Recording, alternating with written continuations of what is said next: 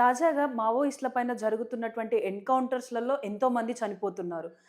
కేంద్ర ప్రభుత్వం ఏదైతే చెప్పిందో 2026 వరకి మన దేశంలో ఉన్నటువంటి మావోయిస్టులను ప్రతి ఒక్కరిని కూడా నామరూపాలు లేకుండా చేస్తాం. అసలు మావోయిజం అన్న పేరనేదే వినిపించకుండా చేస్తాము అని చెప్పారు.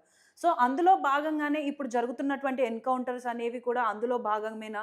లేకపోతే ఇప్పటికి కూడా కొంతమంది మావోయిస్టులు వాళ్ళు జనజీవన స్రవంతిలో కలిసిపోదామని కూడా కొంతమంది అనుకుంటున్నారు. అయినప్పటికీ కూడా వాళ్ళ పైన జరుగుతున్నటువంటి కాల్పులు ఏమాత్రం కూడా ఆగట్లేదు. అసలు ఈ కాల్పులకి ముఖ్య ఉద్దేశ్యం ఏంటి? అసలు ఇక్కడ ఎవరైతే ఎక్స్ మావోయిస్ట్‌గా ఉంటున్న వాళ్ళందరూ కూడా సెంట్రల్ గవర్నమెంట్‌కి కొన్ని లేఖలైతే విన్నవించుకోవడం జరిగింది. ఆ లేఖలు విన్నవించినప్పటికీ కూడా వాళ్ళకి ఎటువంటి రెస్పాన్స్ వచ్చింది? ఏంటి అన్న ఈ విషయాలన్నీ కూడా ప్రస్తుతం మనతో పాటు ex Maoist peace dialogue committee member Jampanna గారున్నారు. వారిని అడిగి తెలుసుకుందాం. నమస్తే సార్. నమస్తే. సార్ ఇప్పుడు తాజాగా అయితే ఎన్‌కౌంటర్స్ అనేవి జరుగుతూనే ఉన్నాయి చాలా రోజుల నుంచి. దానికి సంబంధించి మీరు కూడా సెంట్రల్ గవర్నమెంట్‌కి పీస్ డైలాగ్ కమిటీ అనేది ఒకటి ఏర్పాటు చేయడం జరిగిందని చెప్పేసి తెలుస్తుంది. అసలు ఈ పీస్ డైలాగ్ కమిటీ అంటే ఏంటి? ఇప్పుడు పీస్ డైలాగ్ కమిటీ అంటే శాంతి చర్చల కమిటీ. శాంతి చర్చల కమిటీ ఏర్పడడానికి నేపథ్యం గత 4 నెలల కాలం నుండి చాలా ఉధృతంగా ఛత్తీస్‌గఢ్ లోపట ఎన్‌కౌంటర్స్ పేర అక్కడ యుద్ధం జరుగుతున్నది. ఆ యుద్ధంలో ఎక్కువ సంఖ్యలో ప్రతిరోజు 20, 30 లేదా 10 ఒక్కొక్కసారి ముగ్గురు కొన్ని సంఘటనల లోపటైతే 40, 45 మంది చనిపోయిన సంఘటనలు ఉన్నాయి. అంటే 4 నెలల క్రితమే ఈ రాజకీయ చర్చలు కొనసాగించాలి, కాల్పులు విరమించాలనే విషయాన్ని మీడియా సందర్భంగా నేను గాని, ఇతర మిత్రులు గాని ప్రకటించడం జరిగింది. ఆ తర్వాత తెలంగాణలో కరీంనగర్‌లో లేదా సూర్యాపేటలో, కర్నూలులో శాంతి చర్చలు జరగాలని చెప్పి, కాల్పుల విరమణ జరగాలని చెప్పి కొంతమంది తక్కువ సంఖ్యలో అయినప్పటికీ ర్యాలీలు చేసిండ్రు. కాబట్టి ర్యాలీల ఈ నేపథ్యం లోపట కూడా కొంతమంది మిత్రుల ప్రజాస్వామిక వాదులు, మేధావుల మధ్యన చర్చలు కొనసాగుతూ మార్చి 24వ తేదీన ఇక్కడ సుందరయ్య భవన్ లోపట ఒక మీటింగు శాంతి కోసము ఒక మీటింగ్ ఏర్పాటైంది.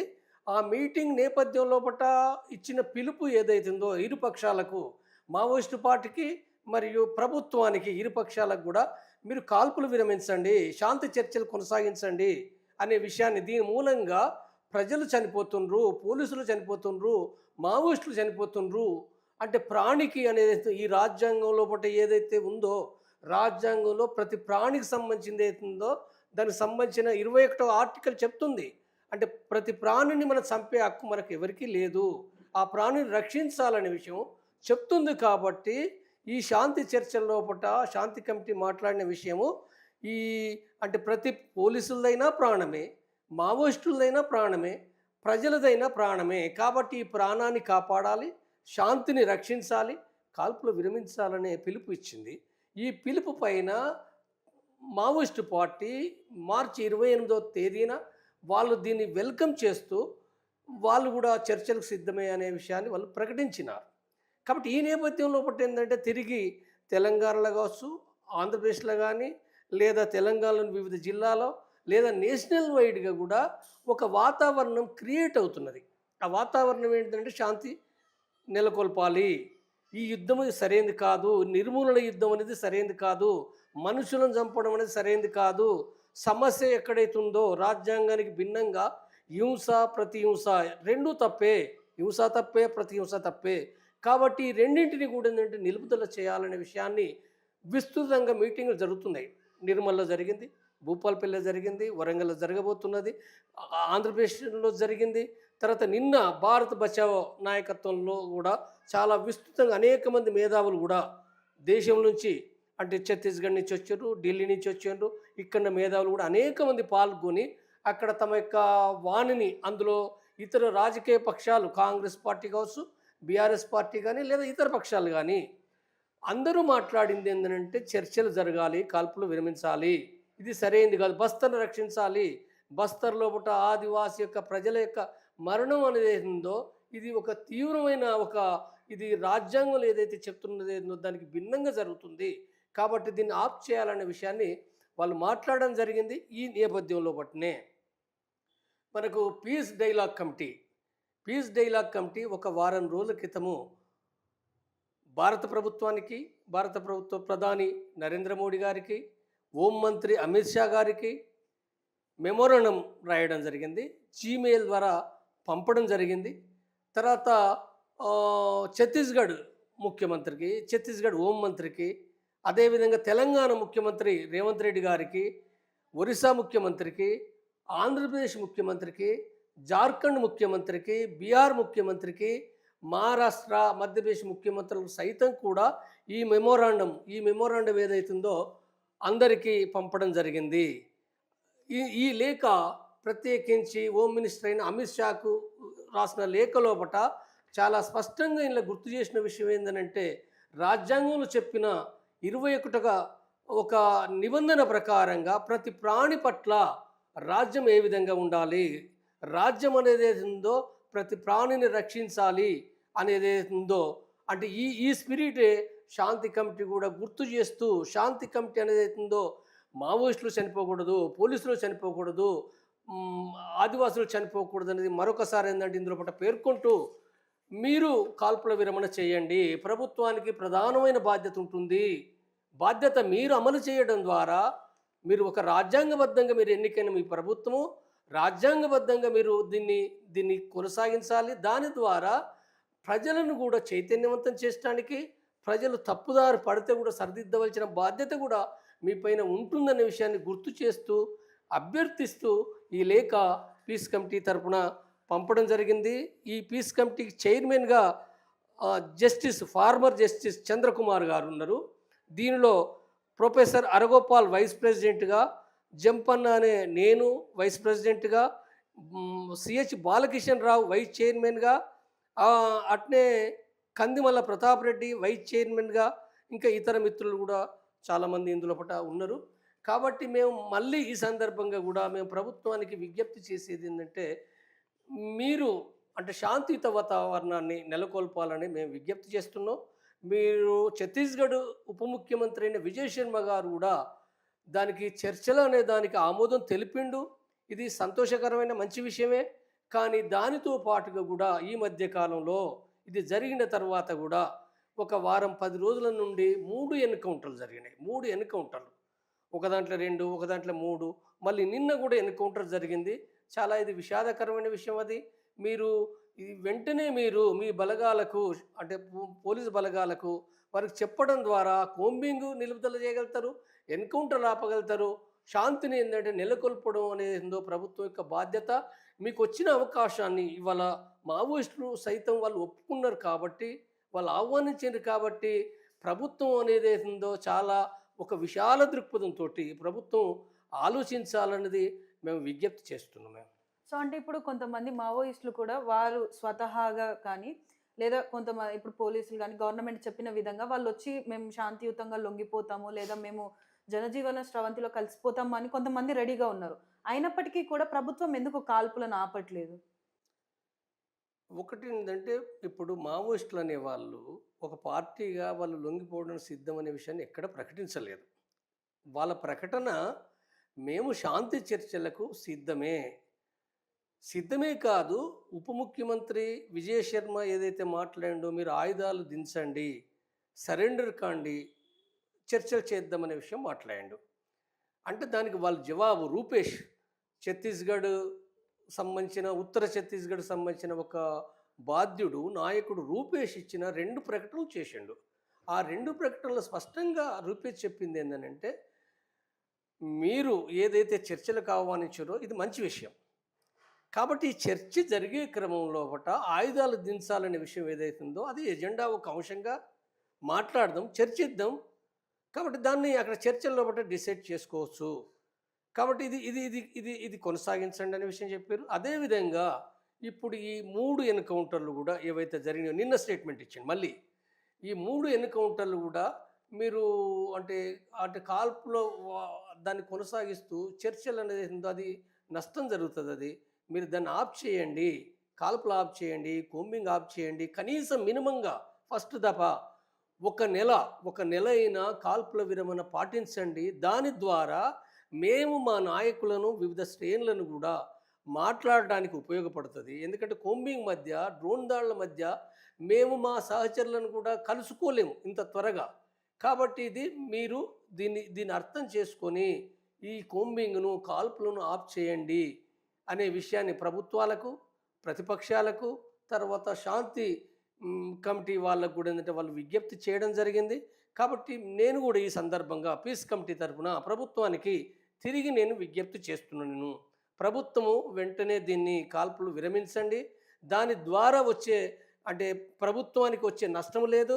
మావోయిస్టులకు వచ్చే లాభం కూడా ఏమీ లేదు. మావోయిస్టులకు కాల్పులు విరమించడం ద్వారా వాళ్ళేదో నెల రోజుల్లో, 2 నెలల్లో, 6 నెలల లోపల బలపడతారనేది ఏందో అది చాలా తప్పుడు వ్యాఖ్యానం. అది అసలు కరెక్ట్ కాదది. అది అబద్ధం, అది అవాస్తవాలు. మావోయిస్టులు దాని ద్వారా పెద్ద ఎత్తున ఆయుధాలు సంపాదించుకుంటారనేది ఇది ఒక భ్రమ. ఇది తప్పు అనేది నేను చెప్తున్నా. కాబట్టి దాని ద్వారా రాజ్యానికి ప్రయోజనం ఉంది, సమాజానికి ప్రయోజనం ఉంది. సమాజానికే కాదు బీజేపీ కేంద్ర ప్రభుత్వానికి కూడా వాళ్ళకు సైతం కూడా రాజకీయ ప్రయోజనం అనేది ఉంది. ఈ దేశం లోపల శాంతిని నెలకొల్పడానికి భారతీయ జనతా పార్టీ చర్చల ద్వారా శాంతిని నెలకొల్పితే దానికి చాలా ఒక ఇమేజ్, ఒక పాజిటివ్ ఇది పెరుగుతుంది. కాబట్టి ఇది బీజేపీ ప్రభుత్వానికి ఒక ప్రభుత్వంగా నేను విజ్ఞప్తి చేస్తున్నాను. సో అంటే ఇప్పుడు మీరు అన్నట్టు శాంతియుత చర్చల కోసం వచ్చినప్పుడు మావోయిస్టులు ఆయుధాలను దించేయాలని చెప్పేసి అన్నారు అని అంటున్నారు. సో అంటే ఇప్పుడు ఈ ఆయుధాలు లేకుండా మావోయిస్టులు వచ్చినప్పుడు ఏమైనా అనర్థాలు జరిగే అవకాశాలు ఉంటాయని మీరు అనుకుంటున్నారా? అంటే చర్చలకు రావడం అనేది ఏందో మావోయిస్టుల తరపున ఒక్కరో, ఇద్దరో, ముగ్గురో, నలుగురో వస్తారు. వచ్చేవాళ్ళు ఎవరైనా ఆయుధాలు అక్కడ పెట్టి వస్తారు. ఆయుధాలు పట్టుకొని ఎవరు రారు. ఆయుధాలు పట్టుకునేవారు లోపట ఉంటారు, వాళ్ళు ఎక్కడో ఉంటారు. వాళ్ళు ఏమి ఆయుధాలు ఉన్నంత మాత్రాన వాళ్ళు ఎవరిని చంపడం లేదు కదా. ఇప్పుడు ఆల్రెడీ వాళ్ళు ప్రకటించారు, నెల రోజుల కాంచి ప్రకటించారు. వాళ్ళు చంపరు కదా. ఎందుకు చంపుతారు, ఎందుకు కాల్చరు? వాళ్ళు ప్రకటించారు కాబట్టి వాళ్ళ ప్రకటనకు విరుద్ధంగా చేస్తే వాళ్ళే అబాస్పాలవుతారు, వాళ్ళని విమర్శిస్తుంది కదా. కాబట్టి అలాంటిది ఏమి ఉండదు. వాళ్ళు వచ్చేది ఎవరైతే ఉన్నారో చర్చలకు వచ్చేవాళ్ళు ఆయుధాలు లేకుండా వస్తారు. ఆయుధాలు లేకుండానే చర్చలు జరుగుతాయి. కాబట్టి ఆ చర్చల ప్రక్రియ ఎంతకాలం అయితే జరుగుతుందో, అంటే దానికి సంబంధించిన చర్చల ప్రక్రియ ప్రారంభమైతే దానికి కొంత సమయం పడుతుంది. అంటే అదంతా అంటే దాన్ని అమల్లోకి తీసుకురావడానికి, అంటే చర్చల లోపటే ఏవైతే ఒప్పందాలు జరుగుతాయో వాటిని అమల్లో తీసుకురావడానికి కూడా కొంత సమయం పడుతుంది తప్పనిసరిగా. కాబట్టి ఈ ప్రక్రియ కొనసాగడానికి కేంద్ర ప్రభుత్వం చొరవ తీసుకోవాలి. సో అంటే ఇప్పుడు ఆపరేషన్ కార్గే అని జరిగే ఈ కాల్పులలో అంటే ముఖ్యంగా ఇప్పుడు ఈ నక్సలిజాన్నే మొత్తానికి మేము లేకుండా చేస్తాము అని చెప్పిన సెంట్రల్ గవర్నమెంట్ అసలు ఈ నక్సలిజం వల్ల వాళ్ళకు వచ్చే ప్రాబ్లం ఏంటిది? ఒకటి నక్సలిజం అని అంటే నక్సలిజం అన్నా, మావోయిజం అన్నా, కమ్యూనిజం అన్నా ఇవి దగ్గరి సంబంధాలు ఉన్నాయి వీటికి. ఇవి దూరమైనవి కాదు. కమ్యూనిజం కోసమే మార్క్సిజం ఏర్పడింది. కమ్యూనిజం అంటే ఏంటిది? మనుషులంతా సమానులే, ఎక్కువ తక్కువ అనేది ఉండవలసిన అవసరం లేదు. మతాలు ఉండకూడదు, కులాలు ఉండకూడదు, జాతి భేదాలు ఉండకూడదు. 100 కోట్లు ఉన్న వాళ్ళు ఒక వంక, ఏమీ లేకుండా తిండికి లేక అంటే ఆత్మహత్యలు చేసుకునే విధంగా ఆకలి చచ్చిపోయే పరిస్థితులు ఉండకూడదు. మనుషులు అందరూ సమానం కాబట్టి ఆ సమానమైనది ఏందో శ్రమ చేయడం, ఆ వచ్చిన ఫలితాన్ని సమిష్టిగా జీవించడం కోసము సంతోషంగా సహోదరులాగా జీవించాలి అనేది ఏందో కమ్యూనిజం చెప్తుంది. స్త్రీ పురుషులకు కూడా ఏంటంటే అటు ఒక సమానత్వంగా ఉండాలి, ఒకరినొకరు గౌరవించుకోవాలి, ఎక్కువ తక్కువలు ఉండకూడదు అనే విషయాన్ని కూడా చెప్తుంది. కాబట్టి ఇదే కమ్యూనిజం అంటే సారాంశంగా నేను చెప్పే ఇది. కాబట్టి దీనికోసమే మార్క్సిజం సిద్ధాంతం ఉన్నది. మార్క్సిజం అంటే ఇంకా వేరే ఏం లేదు, సమానత్వం కోసమే. సమానత్వమే కాదది, శాంతిని స్థాపించడానికి, పూర్తిగా మానవ సమాజం మొత్తం కూడా యుద్ధాలు లేని సమాజాన్ని తీసుకురావడం కోసమే మార్క్సిజం ఉంది. కాబట్టి ఈ మార్క్సిజం ఏదైతే ఉందో ఈ మార్క్సిజమే ఆ తర్వాత మార్క్స్ చనిపోయిన తర్వాత లెనిన్ దాన్ని డెవలప్ చేసిండు, అభివృద్ధి చేసిండు. ఆ తర్వాత చైనాలో మావో అభివృద్ధి చేసిండు. మావో అభివృద్ధి చేసిన నేపథ్యంలో అక్కడ సాయుధ పోరాటాన్ని కూడా చైనా ఒక పరిస్థితి లోపల ఒక దీర్ఘకాలిక ప్రజాయుద్ధం సాయుధ పోరాటాన్ని అభివృద్ధి చేసిండు. కాబట్టి దాన్ని దృష్టిలో పెట్టుకొని ఇక్కడ ఈ దేశంలో నక్సలైట్లు లేదా మావోయిస్టులు, నక్సలైట్లైనా మావోయిస్టులదైనా దగ్గర సంబంధ సిద్ధాంతం దాంట్లో ఉన్నది ఏంటంటే సాయుధ పోరాటం ద్వారా మాత్రమే. అంటే మొట్టమొదటి నుండి పార్టీ ప్రారంభించినప్పటి నుంచి యుద్ధం అనేది ఏందో వాళ్ళ విధానం అది. ఇది మావోయిజం చెప్తుంది. కాబట్టి ఇది ఏదైతే ఉందో అయితే ఇవాళ ఇప్పుడు శాంతికి అందరు శాంతి మాట్లాడుతుండ్రు కదా. శాంతి మాట్లాడుతుండ్రంటే ఇప్పుడు యుద్ధం అనేది కాదు కదా. ఇప్పుడు వచ్చిన తర్వాత ఏం మాట్లాడతారనేది వేరు. వచ్చిన తర్వాత చర్చించే క్రమం లోపల అది ఏమైనా జరగవచ్చు. కానీ అంటే మావోయిస్టులను నిర్మూలించినంత మాత్రాన నిర్మూలించగలుగుతారా లేదన్నది ఒక ప్రశ్న. ప్రభుత్వాలు చెప్తాయి, ప్రభుత్వాలు టార్గెట్ ఇవ్వని చెప్తాయి. టార్గెట్ చెప్పినంత మాత్రాన అవి ఏదో చేయలేరు కదా. మనం ఇల్లు కట్టుకుంటాం కాబట్టి సంవత్సరం ఇల్లు కడతాం, డబ్బులు కూడేసుకుని ఇల్లు కడతాం అన్నంత తేలిక కాదు. ఎదుటి పక్షం లోపల కూడా మనుషులే. సరే ప్రభుత్వం అంటే ఎప్పుడైనా బలమైందే చివరి వరకు. కానీ ఇవాళ బలమైంది కాబట్టి తనకు డబ్బు ఆయుధాలు ఎన్నైనా ఉండొచ్చు గాక, లేదా ఎక్కువ సంఖ్యలో మావోయిస్టులు చనిపోవచ్చు గాక. కానీ మొత్తం మావోయిస్టులను నిర్మూలించడం అసాధ్యమే. మావోయిస్టులనే కాదు, మావోయిస్టులను మనుషులను నిర్మూలించినంత మాత్రాన మావోయిజం లేదా కమ్యూనిజం, నేను ఇంకా చెప్పాలంటే కమ్యూనిజం అంటే ఏంటిది? సమానత్వం కోసం మాట్లాడే వారిని నిర్మూలించగలమా? సమానత్వం కోసం నిర్మూలించడం అని అంటే ఇవాళ ఒక పురుష పెత్తనానికి వ్యతిరేకంగా మహిళలు కూడా పోరాడుతున్నారు కదా.